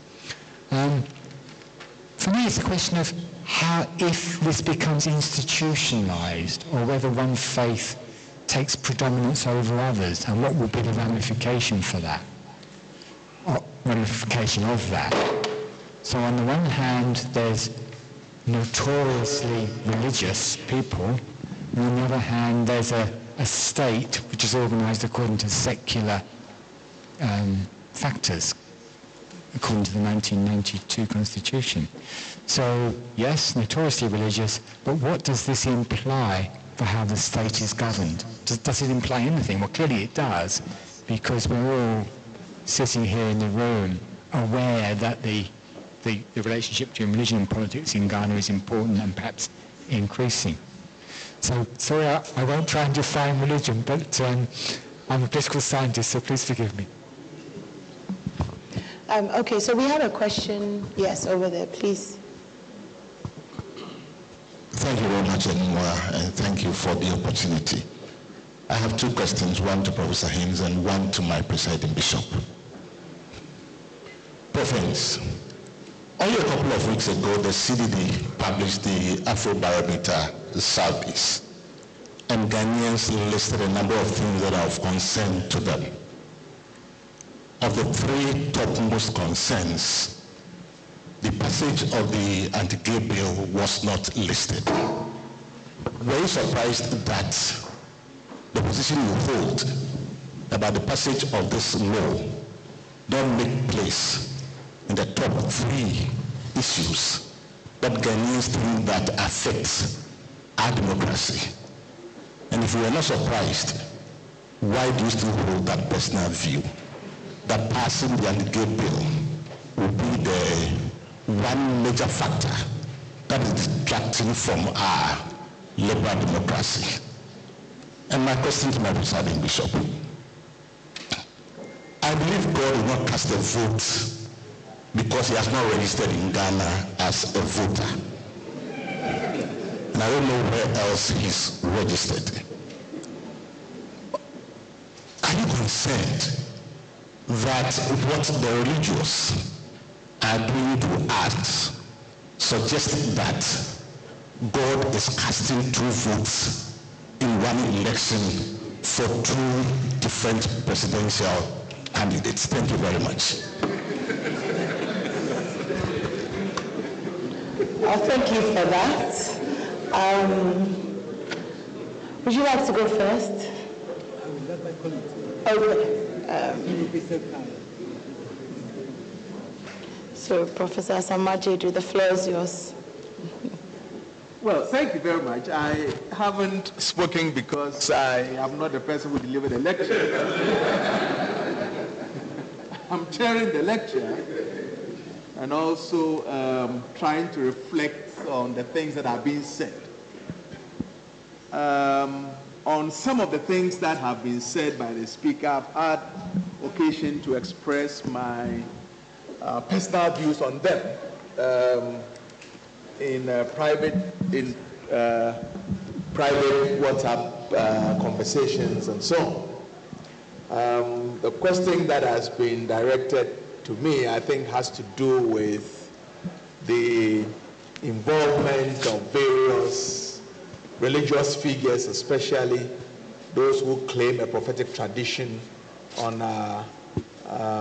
democracy and what they say in public spaces. I think we need to separate what a particular religious faith represents and how individuals can misrepresent the faith. In other words, we cannot take the posture that individuals assume to represent what the faith teaches. Because anything in the hands of a human being can be misused. It doesn't make the thing bad. It depends on who is holding it. So if you take a knife, you can use it to cause injury. You can also use it for carving. So it depends on who is speaking, what their motivations are, and so on. The surprising thing for me is why we take some of the people seriously. So I have more problems with those who take those declarations seriously than those who speak. And I think that we need to be a bit more critical in the weight that we put on these things. There are certain statements and declarations that should not be given a life. And I think we make a mistake when we generate long discourses in the media about things that we should handle with common sense. A lot of the people are compromised, politically, I mean. Some of them look at the shift in political power.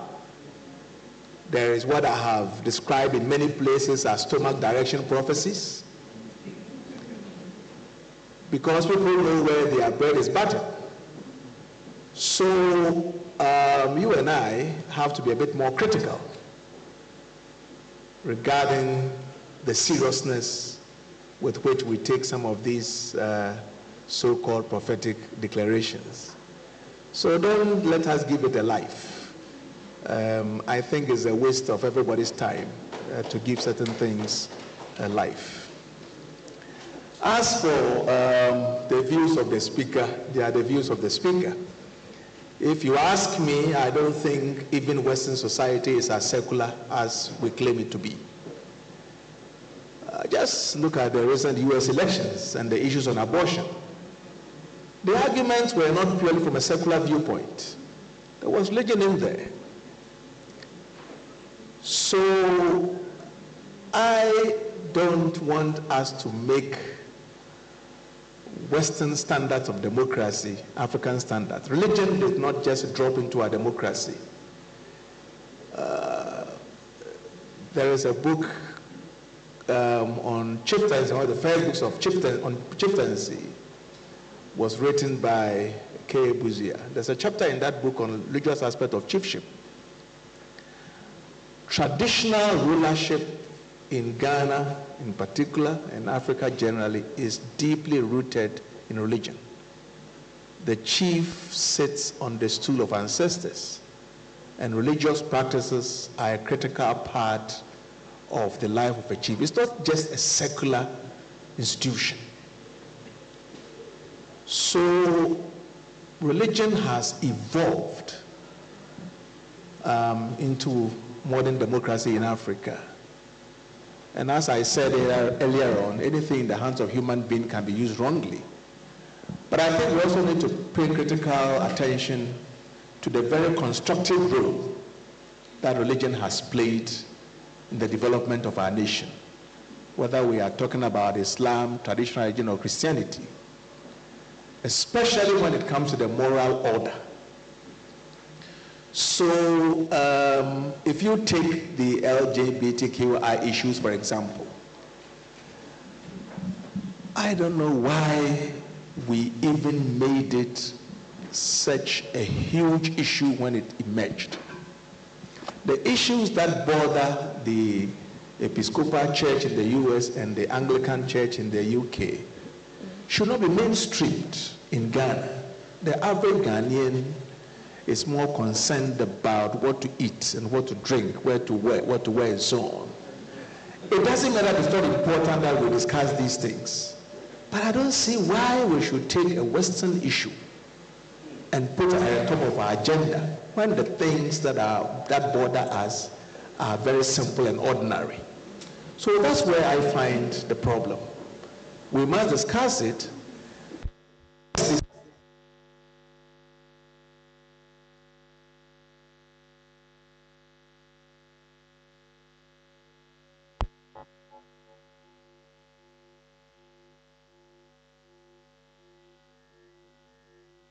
LGBTQI. And for us, and from where we stand, we have said that we affirm everybody's humanity.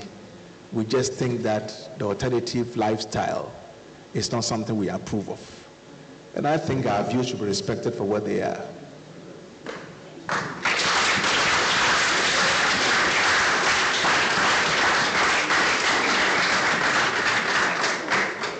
Professor Haynes, there's an outstanding question for you okay, so I think if I'm getting it correct, the question was the top 3 things that Ghanaians were concerned about concerning democracy did not include the anti-gay bill. So why, what was the why? I asked, was he surprised that did not make to the top 3? Yeah. And if he's not surprised, why is it that he thinks that is what will destroy our liberal democracy? Right. I first of all just want to endorse what my learned colleague has said about this. One can disapprove of a lifestyle. That's fine, we do it all the time. But that doesn't include, in my view, the right to criminalize people for being themselves. And I think that it's an interesting way to regard it as a kind of a Western imposition on Ghana's tolerance, that this has become such an issue of such controversy and of such importance. But I just want to agree with you very much that when Ghanaians are asked what their problems are, having LGBTQ plus people in the country is not something which most people agonize about. They're part of our communities, they're part of our families, they're our friends, they're just people. Ghanaians are concerned about employment, prices, corruption, galamsey, bread and butter issues which they think the government should fix. And it's notable, I shall repeat, that the anti-gay bill is a private member's bill. The government didn't introduce this bill. The government clearly didn't think that this was something that was of such importance that they wanted to devote parliamentary time to. So Ghana finds itself in this very, very difficult position now, I think. I don't think there's any chance that the bill will be signed into law before the current president leaves office in just a couple of months now, leaving the issue to the next president. Both of the main candidates have indicated, like my learned friend mentioned, that they don't approve of gayness, if I can call it that, but neither of them have said that they would sign the bill into law if it came to it. So I think there could be something of a constitutional crisis emerging after the election with the new government in power if the pressure on the new government from the anti-LGBTQIA plus lobby has consistent influence. And I might just add, in relation to what my learning friend said just now, much of the pressure on the anti-LGBTQI plus bill comes from the United States, comes from the Christian right, who have been very influential among certain sections of Ghanaians to push this. And it's partly because gay marriage was legalized in the United States in 2015, I think. And so the Christian right looked to Africa in particular as a bastion that would be against legalization of gay marriage. And no one's talking about legalization of gay marriage in Ghana. But there's a major difference between not legalizing gay marriage and disapproving of a lifestyle to what's proposed, which is, as I mentioned, is a very draconian response to an issue that most Ghanaians do not think is particularly important. Thank you. So we only have time for a couple more questions. I think we have 3, right? So 1 there and 2 here. So let's take all the questions and then we can answer them at a go. All right, thank you very much. I have just one question to ask, and it has to do with the upcoming elections, right? So we just have some few weeks to elections, and then there's a new media, AI, that is misinforming people, circulating false informations, right? Which is in one way or the other jeopardizing our democracy. And so I want to ask, what are the measures that can be put in place to rather utilize this new media to, promote or maybe to enhancing our democracy, or ways they can use to, stop this new media from misinforming? That's my question. Thank you. Right, okay. Two questions in the middle here, and then. Thank you very much. My observation had to do with the topic of this talk, religion and liberal democracy in the Fourth Republic. I do not know whether on May 15th, 1992, when we decided to do a referendum, whether to permit political pluralism or otherwise, we were choosing liberal democracy. I don't know about that.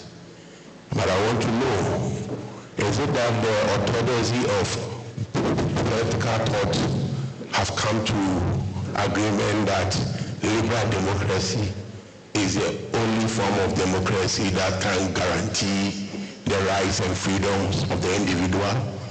Because I know that there are several forms of democracy, and I know that the objective of all this democracy is to guarantee the freedoms and the rights of the individual and citizens of any society.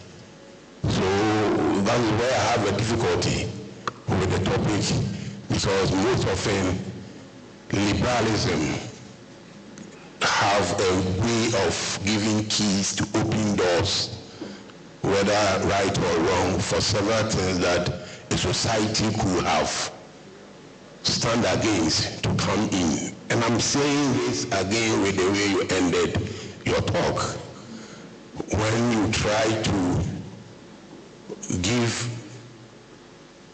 support to we allowing LGBTQ, mainly because we have ratified international agreements, and why not?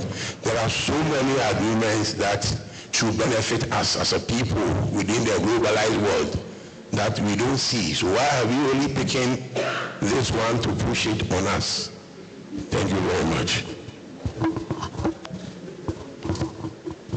Thank you so much. So, Prof, I want to say thank you for the views you have shared. Thank you for letting us know that the issue of the LGBTQ can raise a concern as far as international barometers are concerned on our democracy. It's important. We have to know about that. But you raised, I think, two very important issues when you were talking about the impact of Christianity, the impact of religion on democracy. And we were talking about the issue of morality and integrity. For me, I think these are some of the things that as a nation we should be looking at, because today, if somebody becomes a president or a leader in the country, they are either a Muslim, Christian, or whichever religion. So then, what is the impact? How are we rubbing religion on democracy? The issue of integrity. If I'm a Christian today and I become a leader, what is the impact? I think these are some of the topical issues that we should be debating on so that we can have the direct positive impact. Democracy and religion rubbing on each other. Thank you. As for the issue of LGBTQ, I think that it's important, but we don't seem to be ready yet to consider it. Thank you. Okay, thank you for that. So just one more question from the lady, and then that's it for questions. Just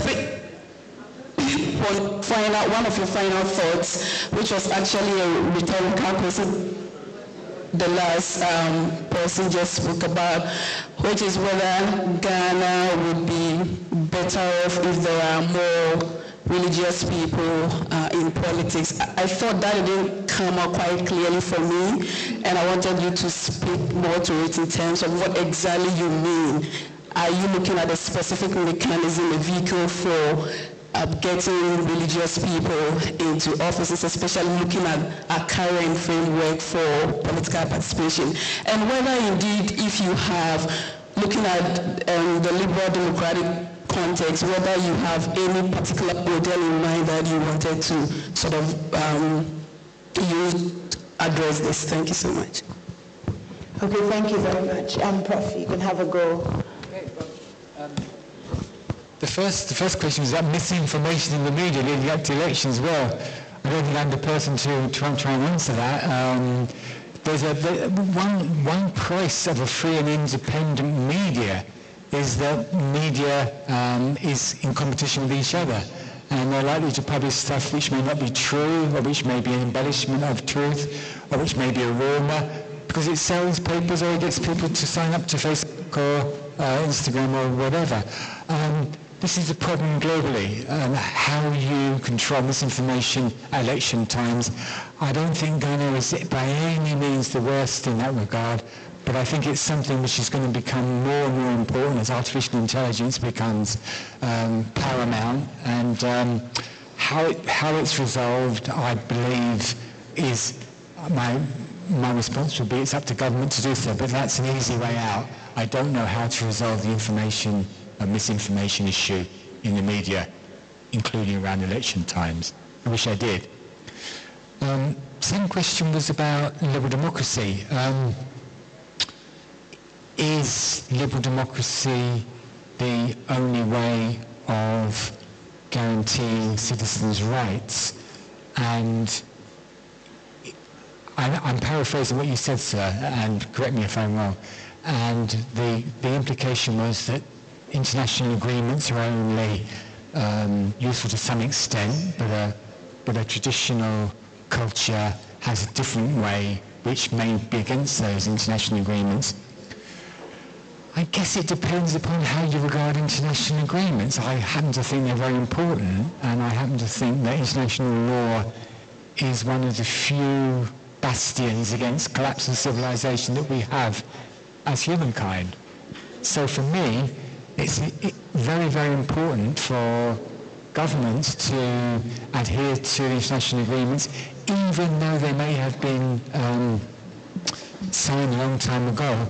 And if they don't wish to adhere to the international agreements, they ask the citizens should they withdraw from them.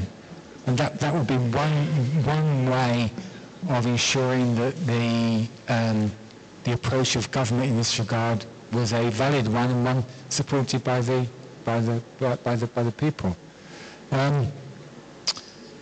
The third issue is about religious integrity and religious morality, and would this necessarily be a good characteristic for those in power? And I think this is a very interesting question. I think there is two clear responses I could make for this. One would be that just about everybody who gets elected into office in Ghana is a religious person. It's very difficult to achieve political power without being a follower of a faith. My colleague mentioned about Afrobarometer and the findings of Afrobarometer, and over the years they've been very illuminating. One of the recent findings of Afrobarometer was in relation to corruption, and it was in relation to corruption of religious leaders. And 60% of Ghanaians believe that their religious leaders were quite corrupt or very corrupt. Now, if you link that to those in power, then it might be said that even if you're a practicing member of a faith, when you're in power, you don't necessarily bring your integrity and morality from your faith into that particular context. So my response might be that even if people attain power through appointment or the election purporting to be of a faith, that doesn't guarantee that when they're in power they respond with integrity and morality.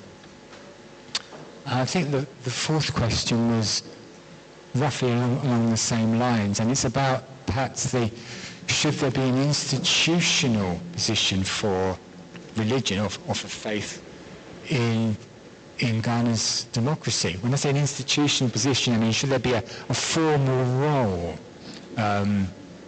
appointed by government, presumably.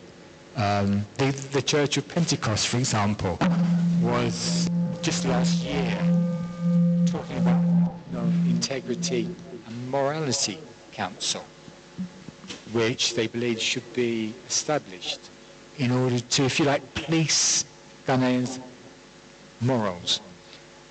As far as I know, this hasn't gone anywhere, but I thought it was interesting that this was mooted by Ghana's largest church, Church of Pentecost, 4 million followers nearly.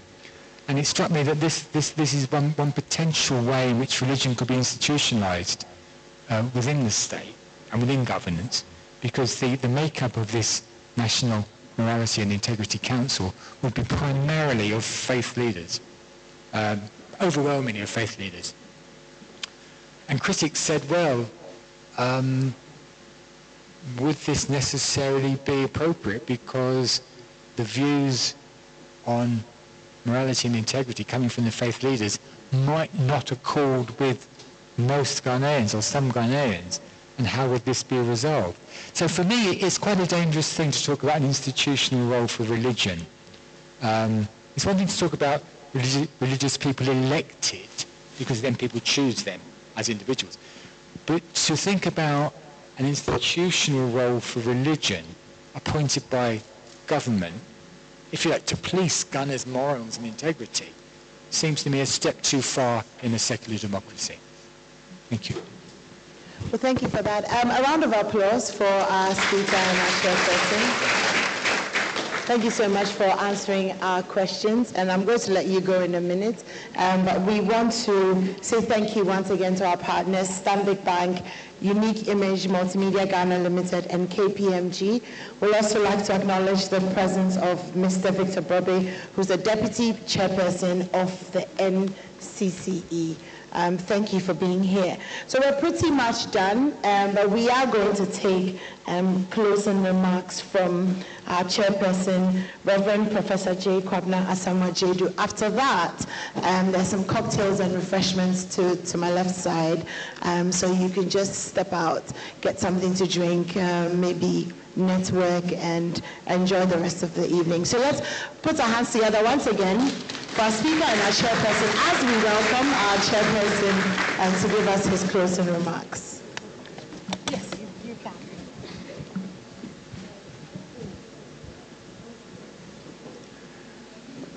Well, I think I'd like to thank the organizers for inviting me to be a participant in this evening's proceedings, and even the greater privilege of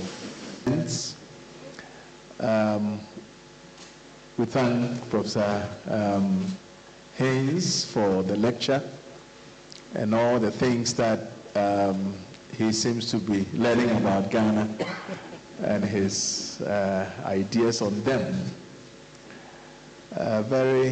Not too long ago, I had the opportunity of visiting an Asian country, and in this big meeting of more than 5,000 people, I was privileged to be the only black face.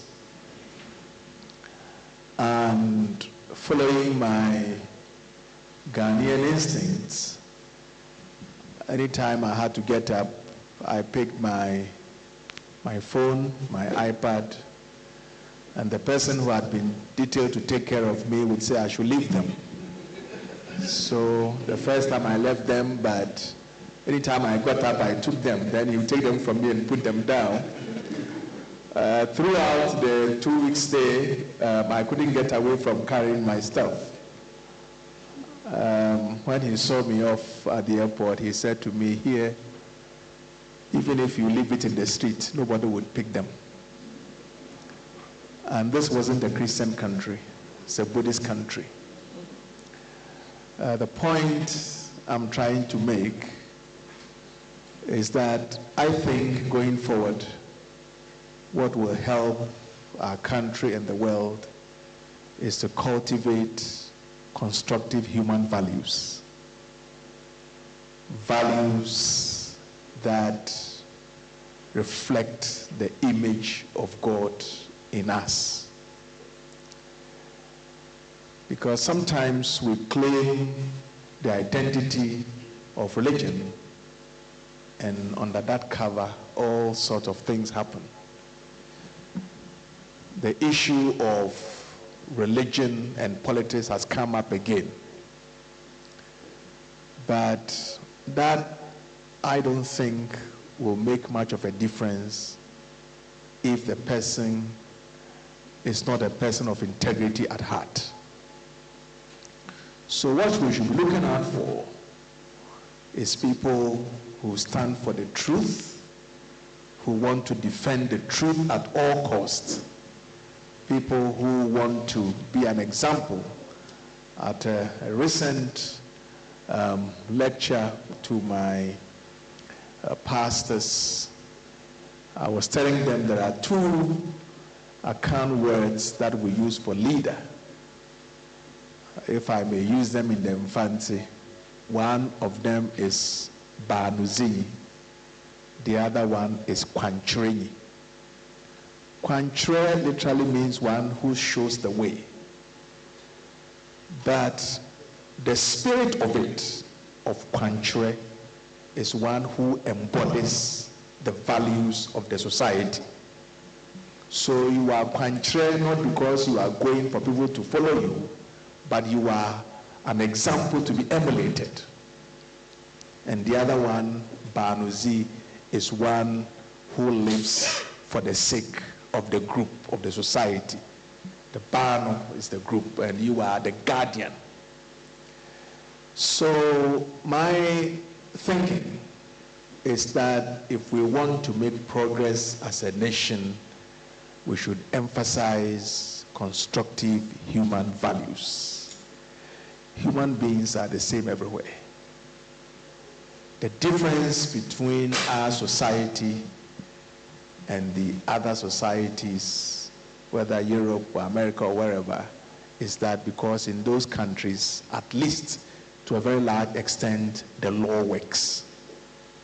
So when you are caught doing the wrong thing, you are dealt with.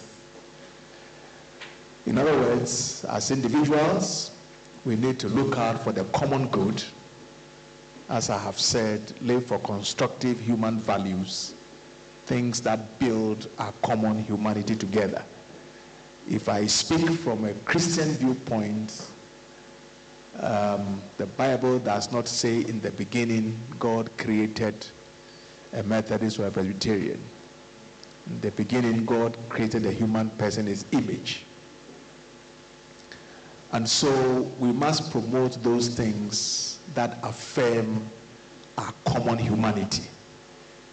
And if you are entrusted with the resource of a country, you think about the people you deny good health care, education, and so on, when you use the resources in an untoward manner. So that would be my closing remarks. And as much as we appreciate the things that are important to Western society, I think that we should be allowed the space to promote those things that we think are important to us. We recognize the value of human rights to politics and democracy, but I think that given the fact that religion is integral to our lives, we also need to be sensitive to the fact that our religious values do not allow us to promote certain kinds of lifestyles. So thank you very much for this opportunity, and I'm grateful.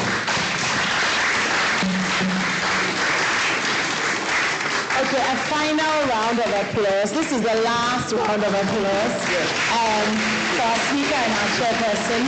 Thank you so much for joining us. We're very grateful to you. And of course, we're very grateful to the CDD for putting this together, and to all of you for being here and for staying right until the end. My name is Enima Inimado. We'll see you next year, maybe here, maybe at a different venue, but we'll let you know. Please grab something to eat.